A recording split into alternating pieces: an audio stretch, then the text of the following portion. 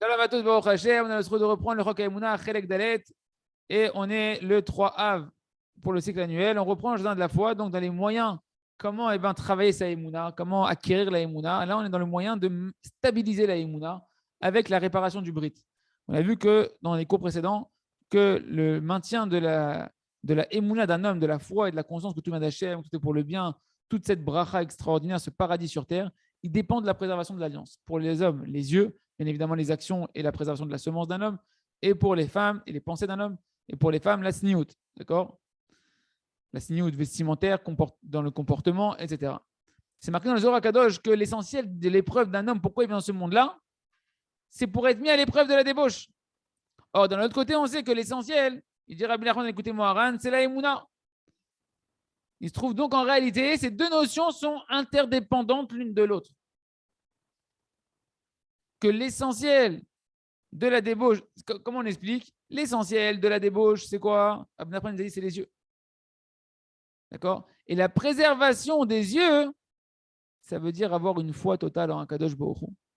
Qu'un homme, il sait que ce monde-là, il n'est pas abandonné, il n'est pas à l'abandon, et qu'il n'est qu'une créature, et qu'il y a encore d'autres créatures dans ce monde-là, Ken, que le monde il a été créé aussi pour d'autres personnes, le monde n'a pas été créé que pour toi. Toi, tu dois voir une dimension comme ça pour toi, certainement, mais savoir qu'il y a d'autres personnes aussi pour qui le monde a été créé.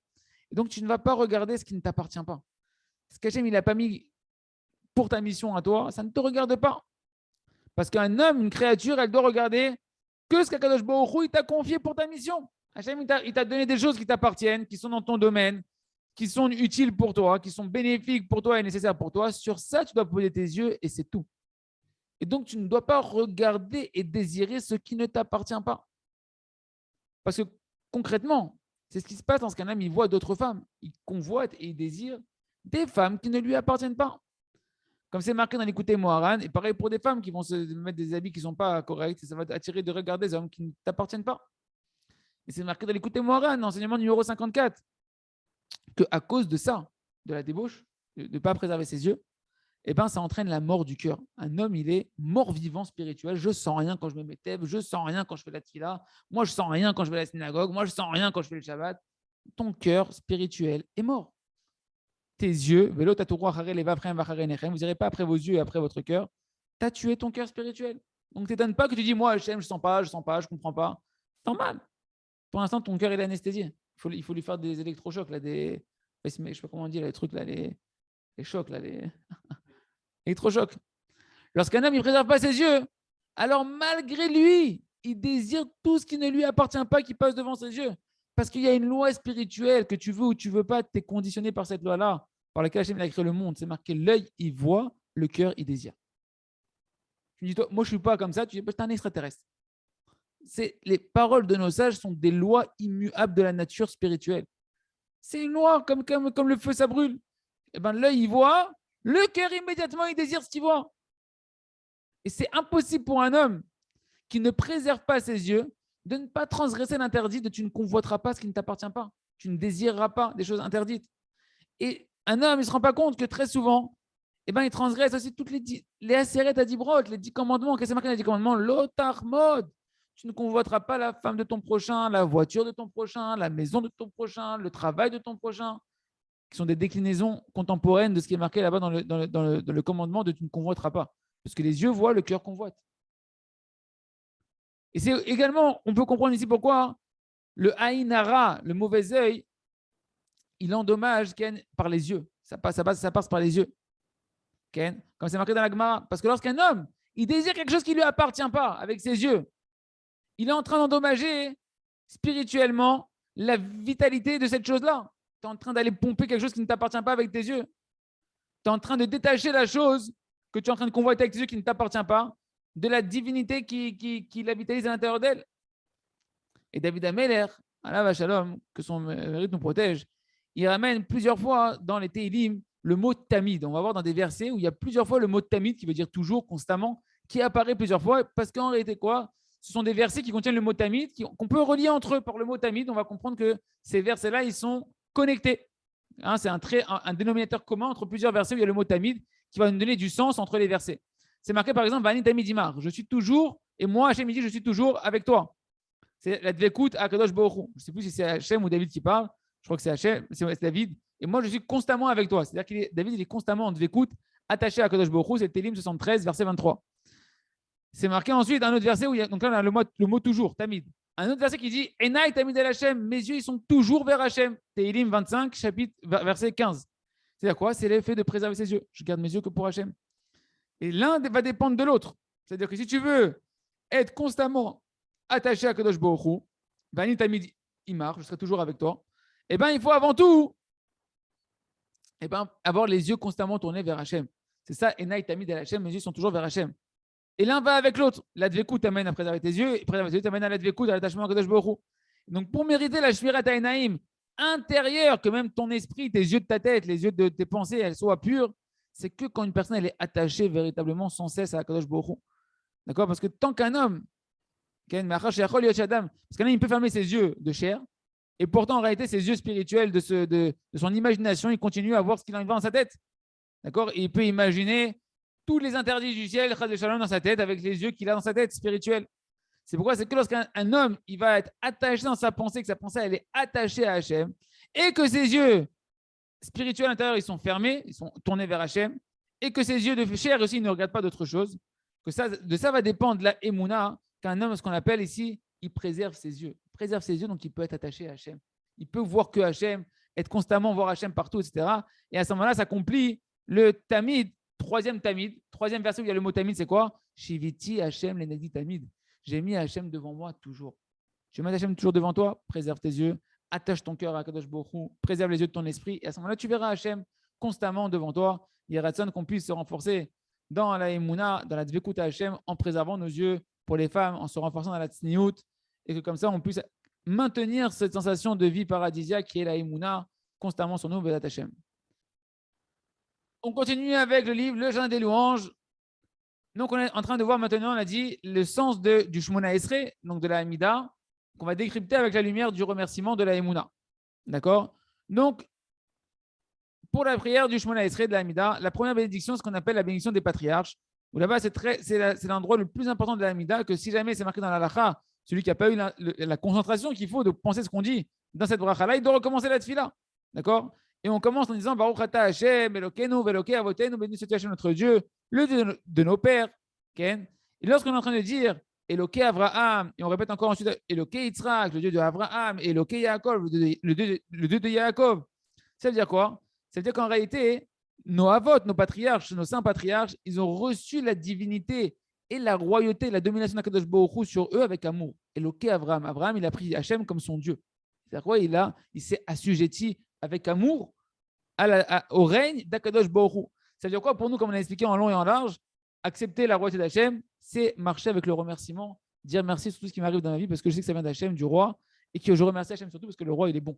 C'est ça, Eloké Abraham, Eloké Yitzhak, Eloké. Chacun a sa dimension, il a travaillé cette dimension de se soumettre à Hachem par amour pour Hachem. Okay? Parce que s'il ne marchait pas avec le remerciement, on ne pourrait pas dire Eloké Abraham, Eloké Yitzhak. Surtout que Elohim, encore une fois, c'est la notion de din, c'est la rigueur. Donc, ils ont accepté sur eux la rigueur d'Hachem. Donc, les difficultés, ils l'ont accepté avec amour.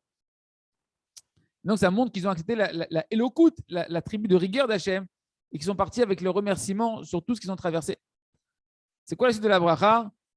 Akel, Agadol, Agibor, Ve'anora. Akel, c'est quoi? C'est un des noms d'Akadosh Baruch Hu, elle. C'est la mida de Chesed. C'est la tribu de bonté d'Akadosh Baruch Hu. Donc, ici, on loue Hachem et on remercie Akadosh Baruch Hu pour toute la bonté qu'il fait avec nous constamment. Que tout ça appartient à Akadosh Baruch Hu, qu'on ne doit que lui dire merci. Agadol, il est grand, Hachem, c'est quoi? C'est également montrer que toute la grandeur qu'on a, eh ben, elle appartient à Akadosh Baruch Hu. Chacun avec sa grandeur qu'Hachem lui a conférée sur terre, ça appartient à Hachem. Hagibor, que toute la gvoura, la rigueur, les forces que j'ai, la puissance que j'ai, elle appartient aussi à Hachem. Ve'anora, c'est quoi Nora qui est redoutable? C'est qu'en réalité, on ne doit craindre que Akadosh Baruch Hu. La seule crainte que je dois avoir, c'est Akadosh Baruch Hu, et je dois craindre aucune autre créature que Akadosh Baruch Hu. D'accord? Et donc nous, on doit penser que je dois avoir peur de personne d'autre d'Akadosh Baruch Hu. La crainte, je dois redoutable. Seulement celui qui est redoutable, c'est qui? Qui est Akadosh Baruch Hu. Je dois nettoyer ma crainte pour ne craindre qu'Akadosh Baruch Hu. Gomel chasadim tovim me connaît à kol. Hachem, il est bon et il prodigue des bienfaits bénéfiques qui sont bons. Ici, à quoi on doit penser ici? C'est-à-dire que concrètement, Hachem, tu dois le remercier sur toutes ses bontés. Il fait que des bontés constamment sur toi, qui sont que du bien pour toi. Il connaît à kol. Et Hachem, il acquiert toutes choses. C'est quoi la notion d'acquérir ici? Connaît, c'est-à-dire que tout appartient à Hachem. Tout ce qui existe sur terre, tout c'est Hachem. Okay? Tout appartient à Kadosh Baruch Hu. Et donc, tu dois remercier pour tout ce que tu utilises. Parce que tu es en train d'utiliser la propriété d'Hachem. Ce n'est pas ta propriété, même ta voiture, ce n'est pas ta propriété, ni ta maison, ni ta femme, ni tes enfants, ni rien du tout. Okay? Et donc, même ta respiration, chaque respiration, tout à Hachem. Merci Hachem, je respire. Ce n'est pas ma propriété, le souffle. C'est un cadeau divin que quand Hachem il a décidé que c'est fini, il le retire.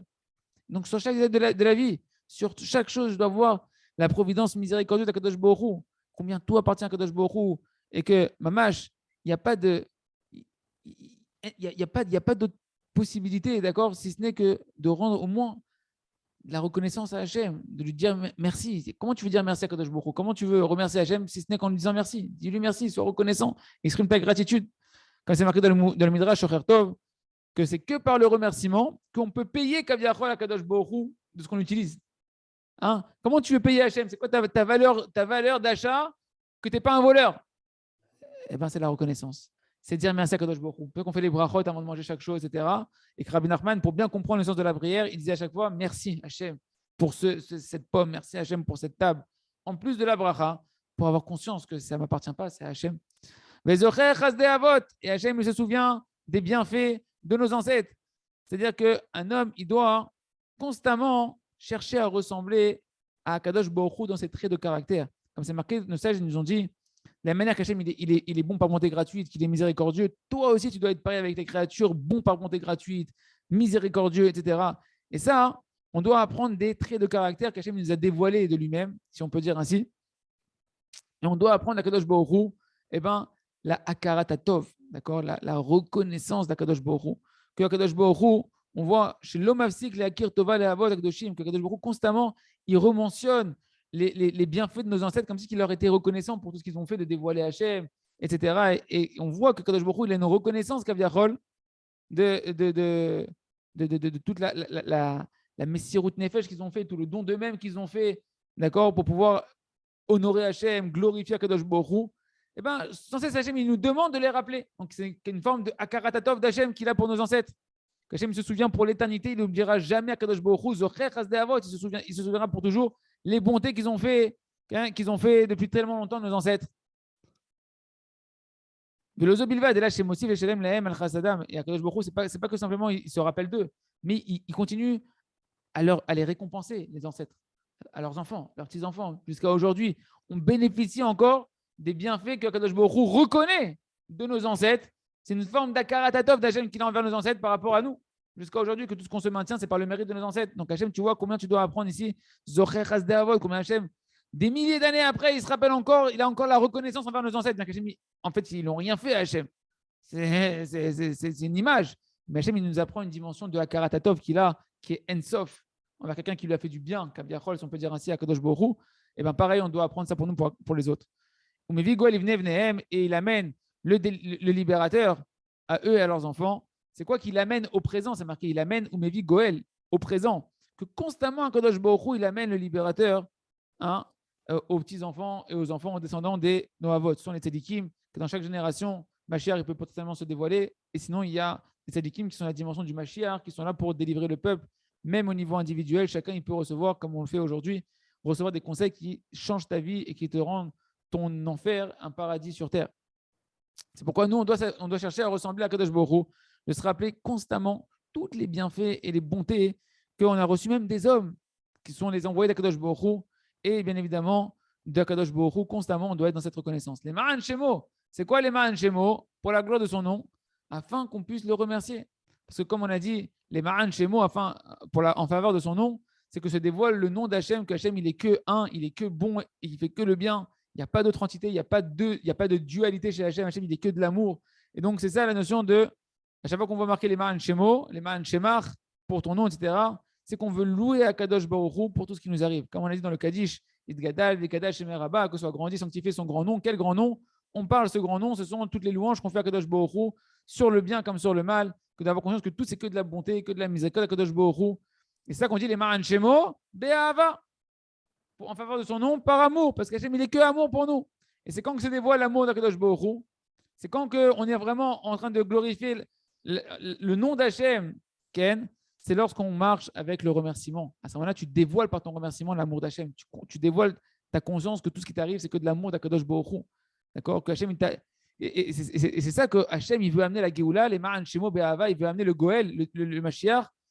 Berachamim, il veut ramener dans l'amour, il veut l'amener par amour pour nous, et dans l'amour, et dans la miséricorde, sans aucune rigueur, sans aucune souffrance, il veut amener le Mashiach dans la meilleure circonstance que par manifestation de son amour pour nous qui est incommensurable.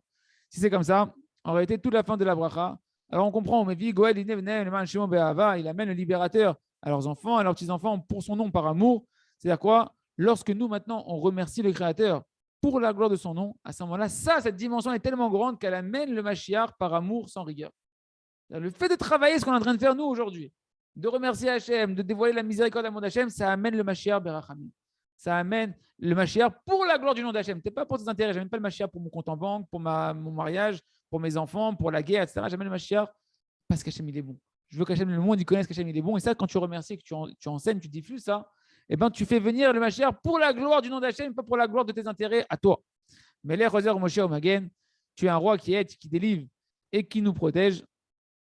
Sur ça, il n'y a pas besoin d'explication. Chaque mot, il remonte en lui-même. Il renferme le remerciement que l'on a envers l'aide d'Akadosh Baruch Hu, la délivrance d'Hachem, la protection d'Hachem. C'est ça, Roser, Moshia, Omagen. Il aide, il délivre, il protège. Qu'on lui remercie Akadosh Baruch Hu, qu'il n'y a que lui qui nous aide, qui nous protège, qui nous délivre constamment et pour toujours. C'est lui notre protecteur. Yerason, Shiniske, les Kolze, qu'on puisse remercier Hachem surtout et faire le Mashiach Berachamim avec cette lumière de la miséricorde d'Hachem qu'on exprime dans notre remerciement. On continue avec le livre à travers champs et forêts Hachem pour que nous, nos femmes, nos enfants, nos petits-enfants, tout l'âme Israël puissions faire au moins 1 heure de doutes tous les jours. Alors on va voir ici, comme on a déjà vu plusieurs fois, cette notion-là d'une humilité qui est en fait le summum de l'orgueil. C'est-à-dire quoi? Il y a des fois, cette humilité qu'on a vue un peu hier dans le cours, à savoir de dire mais moi je suis rien, qui je suis pour parler à Hachem, qui je suis pour changer les choses par ma prière, je suis un moins que rien, etc. Et bien en réalité, cette soi-disant humilité, entre guillemets, qui s'habille dans l'homme pour l'affaiblir dans sa prière, c'est un orgueil énorme. Parce que pourquoi un homme il s'affaiblit de prier? Parce qu'il se sent petit. Hein? N'est-ce pas que toi tu te sens comme un pauvre, que tu n'as rien? Alors quoi, tu es un pauvre et c'est pas digne pour toi de demander à Kadosh Baruch Hu. Si BMF, tu sens que tu n'es rien, alors qu'est-ce qui t'empêche de demander à Kadosh Baruch Hu un cadeau gratuit? C'est vrai qu'on ne doit rien, Hachem il ne te doit rien, il ne te devra jamais rien. Mais tu n'as personne de qui d'autre recevoir de toutes les manières. Parce que tu penses que tu n'es rien. Et tu sais qu'Hachem il est bon par bonté gratuite. Alors demande-lui une bonté gratuite. Et là, mais simplement, c'est sûr que Machelo Rotse Levakesh, une personne, ce qu'elle ne veut pas demander, pourquoi elle ne veut pas demander, elle se retient de parler à Kadosh Baruch Hu, Ken, en disant que non, en fait, ça ne me revient pas, etc. Ça montre en réalité que Kaviachol, ce n'est pas mon kavod de demander à Kadosh Baruch Hu, c'est honteux, etc. Et donc, alors quoi? Tu serais prêt à demander à Hachem que si ça te revenait? Si j'ai des mérites, je peux demander à Kadosh Baruch Hu. Si je suis méritant, je pourrais demander à Kadosh Baruch Hu. Et attention, là, je ne suis pas méritant, alors je ne peux pas demander à Kadosh Baruch Hu. Ça ne me revient pas. Ken. Mais il dit le Rav, si une personne avait une véritable humilité, alors il saurait que véritablement, tu peux être le plus méritant du monde, on ne te devra jamais rien. Parce que selon la grandeur d'Akadosh Baruch Hu, il n'y a aucun ange, aucun séraphin qui peut dire qui sert Akadosh Baruch Hu comme on devrait servir Hachem, pour qu'après on dit ah, Hachem il lui est redevable, il doit te récompenser. Et donc, Moshe Rabbeinu, il arrive à la fin de sa vie, demande à Akadosh Baruch Hu des cadeaux gratuits. Il y a plus méritant que Moshe Rabbeinu. Il va dire Hachem, tu me dois, je peux te demander, Hachem, je peux te demander, c'est bon, j'ai fait suffisamment pour toi. 120 ans de service fidèle au poste. C'est bon. Non, même Moshe demande des cadeaux gratuits. Et donc, la réalité, c'est qu'en réalité, une personne, elle doit constamment savoir que dans toutes les situations, tu ne dois demander qu'une seule chose à Kadosh Baruch Hu, un cadeau gratuit. Il n'y a rien qui va changer, que tu sois Moshe Rabbeinu ou que tu sois Korach. Eh ben, quand tu t'adresses à Hachem, c'est par bonté gratuite. Donc, ne pense pas que le Yetzara il t'embrouille de dire arrête de prier, ça ne sert à rien, etc. Tu dois prendre ce principe dans tes mains et le garder fortement. Que lorsque tu viens, tu dis Miani, il vient, il te dit comme ça Dans ta tête, tu as une idée qui vient de dire, mais qui je suis, moi, c'est quoi, qui je suis insignifiant, Ken, et que ça est en train de t'affaiblir et de t'arrêter de prier, tu vas dire, ça, c'est une fausse humilité, ce qu'on appelle la anava psoula. C'est le summum de l'orgueil. C'est seulement si tu dis, oui, c'est vrai que je suis rien. Qui je suis rien du tout. Mais Hachem, il est bon par montée gratuite. Alors je vais demander à Hachem, non pas quelque chose qu'il me doit, mais un cadeau gratuit. Et je vais multiplier autant qu'Hachem, ça lui fait plaisir que je multiplie les prières. Ça s'appelle la véritable humilité. Et c'est connu l'histoire qui est ramenée dans les louanges du Baal Shem Tov, le chiffré à Baal Shem Tov, d'un chassid, qu'à chaque fois il se tenait comme ça et il se mettait à prier. Et il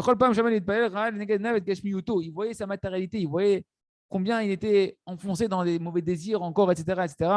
Et au début, Ken, il pensait que c'était une bonne manière, c'était une bonne pensée qu'il avait dans sa tête. Et il se dit, regarde, je vois comment je suis petit et comment je suis rien devant Hachem, etc. Mais au final, il a vu que ça l'affaiblissait énormément dans sa prière. L'intensité de sa prière, la puissance de sa prière, la longueur de sa prière s'affaiblissait. Je sais qu'une fois, il s'est dit, mais attends, mais pourquoi ces pensées-là, soi-disant, d'humilité, quand elles montent dans ma tête, ouais, au lieu que ça me renforce, elles viennent toujours quand je suis en train de prier, et elles ne viennent pas quand je suis en train de cesser.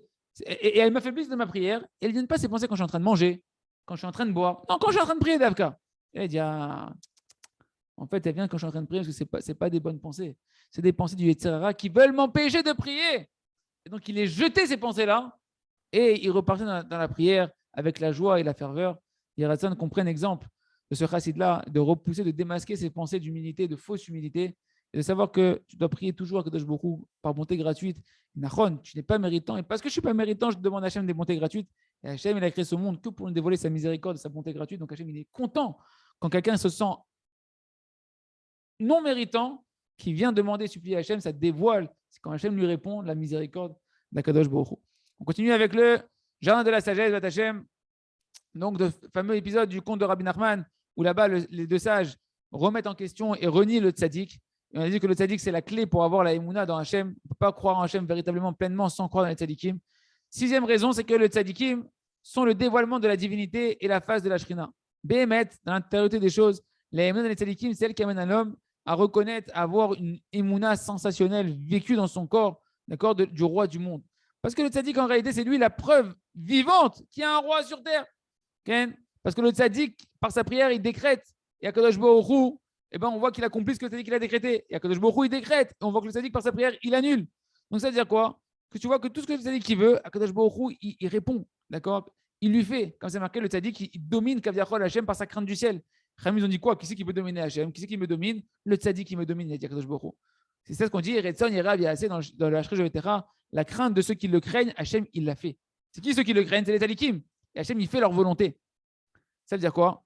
Tout celui qui voit le tzaddik, qui obtient des délivrances par sa prière, déjà, il ne peut plus renier le roi. Il voit une réalité. Il voit une réalité à travers le tzaddik. C'est ce qui est marqué dans la Torah 102 du Likutei Moharan, que lorsque le tzaddik, il annule par sa prière certaines influences astrales, des choses qui étaient obligées de se passer, etc., à ce moment-là, on fait passer quelque chose du potentiel au concret, on dévoile qu'il y a un Dieu qui existe, qui était là, qu'on ne voyait pas la puissance d'Hachem qui peut changer les choses. À travers le tzaddik, on voit qu'Hachem peut tout changer, qu'il écoute la tefila du tzaddik, qu'Hachem il bouscule tous les systèmes de la nature, qui change la nature par la prière, etc. Et ça, on le voit d'Afka avec le tzaddikim, et c'est des ordres de tzaddikim. Et ça, c'est ce qui aura les Hatid Lavo, comme dit une sage de Marbeni, dans Maseret Psachim, page 68. Hatidim, plus tard, les tzaddikim, les Achot Tametim, on verra les tzaddikim faire revivre les morts. Kipchuto et d'autres prodiges. Et c'est ça, Vaïga, Shelav Yehuda. C'est marqué, là-bas, c'est marqué que voilà que Yehuda, il s'est approché. Da, Tikrepta, de Malka, de Malka. De quoi on parle ici là-bas? Il y a eu un rapprochement d'un roi avec un roi. Et il lui a dit, Elav Biadoni, c'est quoi? C'est la Shrina qui vient demander la miséricorde à Hachem Itbarach sur ceux qui sont éloignés encore de la Shrina. Et Bernard, parle s'il te plaît, je t'en prie, toi qui es ton serviteur, dans les oreilles de mon maître. Que les paroles de ton serviteur rentrent dans les oreilles de mon maître. Donc il n'y aura plus d'intermédiaire. Il n'aura plus à avoir peur, ton serviteur. Sur quoi? Sur le passé, il nous dit. Tu es comme Pharaon. C'est quoi Pharaon? Pharaon, c'est un lachon de dévoilement. C'est Priya. Priya, c'est dévoiler. Parce que toi, en réalité, Tu ne sais tu sais te faire te connaître aux hommes que lorsqu'on te dévoile. Et vu que pour l'instant, tu n'es pas dévoilé, que tu n'es connu que quand on te dévoile, chacun il se perd selon son erreur parce que tu ne vois pas Hachem, comme Hachem il est recouvert, comme Hachem il est masqué, etc. Tu ne vois pas Kadosh Baruch Hu.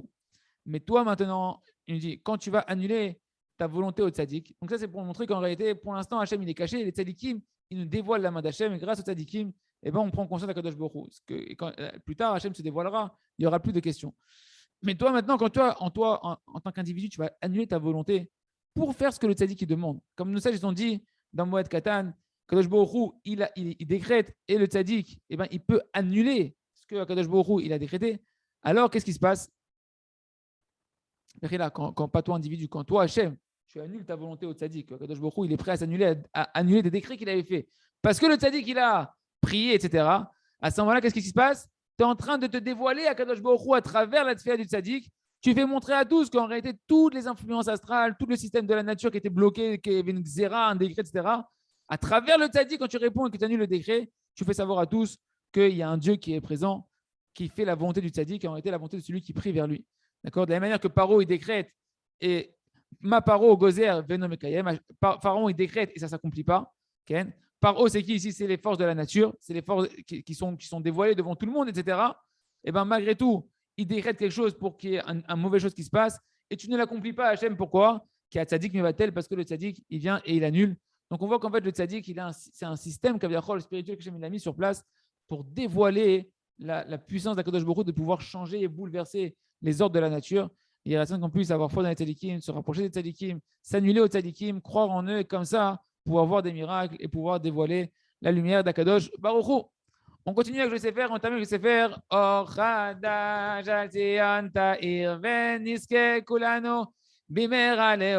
Donc on est dans ce travail sur le sommeil. J'ai oublié de dormir. Vous connaissez certainement tous cette histoire de Rav Ovadia Yosef, qu'une fois, le Soupar s'est raconté qu'il a dit à son fils que ça faisait déjà 2 jours qu'il n'avait pas dormi. Okay. Et son fils, il a posé la question au Rav, il a dit, mais dis-moi, pourquoi tu n'as pas dormi? Pourquoi tu n'as pas dormi? Le Rav, il lui a dit, Pajou, j'ai oublié de dormir. J'ai oublié, Stam, ça m'est sorti de la tête qu'il fallait dormir. Est-ce que tu as déjà entendu quelqu'un qui a oublié de dormir pendant 2 jours? Quand tu fais une veillée, Bekoshi, tu es tout le temps en train de penser à dormir, etc. Est-ce que c'est naturel? Est-ce que c'est quelque chose de normal? Normalement, on dit le corps, il exige ce qu'il a besoin. Le sommeil, c'est quelque chose de vital. Et ben, tu vois que ces sadikim-là, ils n'avaient pas de corps ou quoi? Ils n'ont pas de corps, ils sont pas humains. Au contraire, d'après la nature, ils auraient dû être fatigués, etc. Et ben, tu aurais dû dire que le corps des tzadikim, c'est le corps le plus fatigué au monde. Ils ne dorment pas, ils se fatiguent, etc. Ils devraient être épuisés. Mais en réalité, tu vois ici, tu comprends encore une fois que le corps, il reçoit sa vitalité de la conscience et de l'union avec Akadosh Baruch Hu. Et ce n'est pas le sommeil qui vitalise le corps d'un homme, c'est la chokhma, la sagesse divine qui vitalise le corps. Comme c'est marqué, la sagesse, elle vitalise ceux qui la possèdent dans Kohelet. Et comme on dit dans la tefila de Harvit, qui aime chayenu ve'orech yamenu, ce sont eux, la Torah, les mitzvot, qui sont notre vie, la longueur de nos jours, notre vitalité. Comme c'est marqué dans Sefer Amidot, chapitre Limoud, Chelek Bet, c'est marqué là-bas la Torah. Et le Maaser et le Shabbat, ils donnent en réalité la vie matérielle, eux aussi. La Torah, le Maaser, le Tzedaka, le Shabbat. C'est de la vie matérielle aussi, pas que de la vie spirituelle, c'est aussi de la vie matérielle. C'est pas que de la bracha spirituelle, c'est aussi de la vie matérielle. Et bien pareil, la Neshama, qui elle est le lien avec Kadosh Baruch Hu, c'est elle qui nourrit le corps, c'est elle qui vitalise le corps. Comme le sage dit dans ma Masechet Brachot, page 10, de la manière qu'Akadosh Baruch Hu il nourrit le monde entier, pareil, la Neshama, l'âme, elle nourrit le corps. Comme il nous enseigne Rabbi Nachman sur le passouk, Dirshuni viryu, recherchez-moi et vivez. C'est-à-dire quoi? C'est-à-dire que la vitalité, comment tu la trouves? De la recherche d'Hachem. Plus tu vas, dans l'écouter Moran 27, plus tu vas rechercher Hachem, plus tu vas avoir d'énergie, de la vitalité. Et Kacha, il nous a dit Rabbi Nachman, un de ses élèves, après qu'il leur a dévoilé la Torah numéro 60 de l'écouter Moran, il leur a dit comme ça: je peux vous tenir en réalité je peux vous tenir éveillé avec ma Torah. Quand je vous enseigne une Torah qui sort de ma bouche, qui rentre dans votre cœur, j'aurais pu vous maintenir en vie 3 jours et 3 nuits sans même que vous auriez eu conscience si c'est le jour ou si c'est la nuit. Là, c'est marqué dans Chaim Moharan. 360, 356, dans l'enseignement 356. C'est-à-dire quoi, hein? Tu vois ici que si Rabbi Nachman, il aurait commencé un petit peu à dévoiler de ces chokhmot-là, de ces sagesses-là, alors ils auraient pu, mamash, vivre d'un tel plaisir de la connexion avec Hachem qu'ils auraient eu dans les profondeurs des paroles de Rabbi Nachman, sans manger et sans boire, il nous dit dans Sirot Haran. Rabbi Nachman, il aurait dit, si je vous dévoilais vraiment un peu la douceur qui se cachait dans mes paroles, pendant 3 jours, ni vous mangez, ni vous buvez, ni vous dormez. Vous restez comme ça. Azirason Hachem qu'on prenne conscience que le sommeil, ce n'est pas lui qui nous redonne la force, que c'est la Dvekut HaKadosh Baruch Hu, que ça nous donne la force de chacun à notre niveau, de commencer à travailler pour au moins dormir que ce qu'on a besoin, et pas plus, et savoir, on va travailler comment aller dormir pour se reconnecter avec Hachem et non pas se séparer dans le sommeil d'Akadosh Baruch Hu et optimiser ce moment important de la vie d'un homme qui est le sommeil. Chazak ve nitrazek.